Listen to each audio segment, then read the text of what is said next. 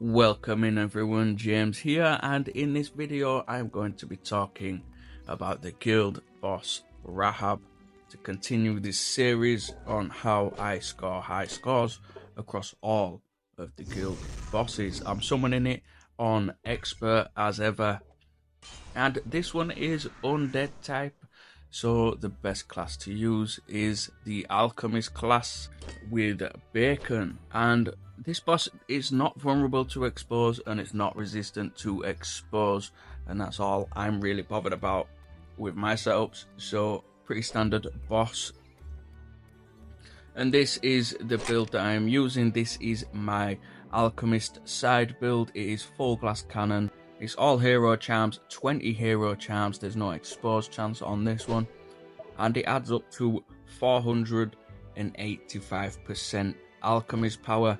As ever, I am using the low level guild boss weapon, and in this one I am using the Valiant Gauntlet because Bacon is a Valiant type, so he is going to benefit from that extra 30% damage you will get from pairing him with the Valiant Gauntlet. And to gain rage from the Valiant Gauntlet, I have got Queen Critter. Strictly for her base power, mine is level 70. The last time that I used Critter in one of these videos, I had the Dark Gauntlet, and where the Valiant differs from the Dark Gauntlet is you don't need to punch at all. Just use a Queen Critter base power and it will fully charge rage on the Valiant Gauntlet, which makes it a lot more manageable, a lot easier to strategize on how to use it. So for the first 2 rounds, as always, I am just using rage potions.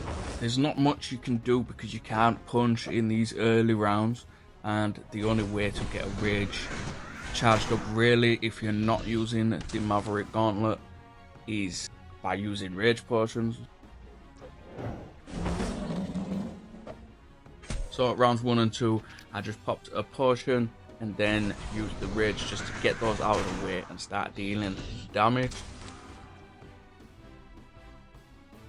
On round 3, you can get away with using a Queen Critter base power, but if it crits, then it will kill the boss.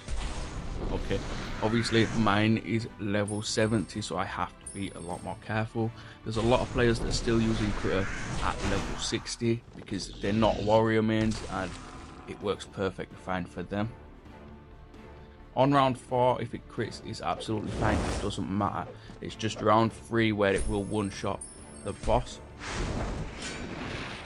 And I got accosted by the maintenance pop-up that just won't go away.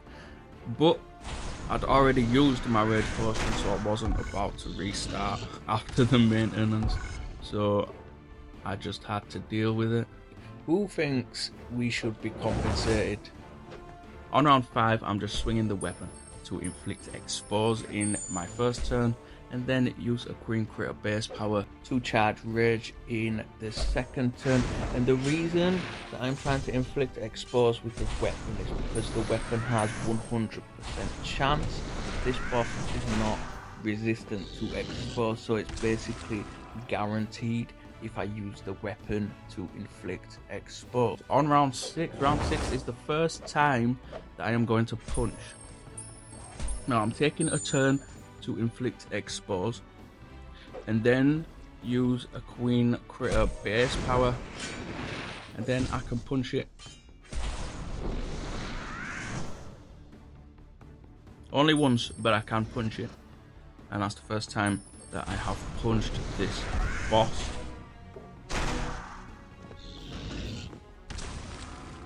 And then on round 7, because I have been speeding through these rounds with Queen Critter, I've still got a bunch of turns left. But I'm just trying to inflict expose with the weapon in case Queen Critter fails.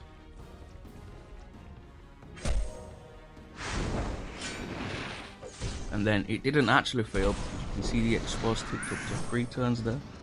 So Queen Critter expose did work, and then I can fit 2 punches in before finishing it off with a bacon rage power, and that is all there is to it. It's a lot simpler than trying to use the Dark Gauntlet, and for this run I scored 34 million, which is a pretty decent score considering I didn't even score that high with Kira and my rogue build, and Kira is slightly stronger than my 1-star bacon, so that's not a bad score at all, ignoring the incessant maintenance pop-up. But that's it from me. Subscribe to the channel if you haven't already. I have been James B09. Good luck out there.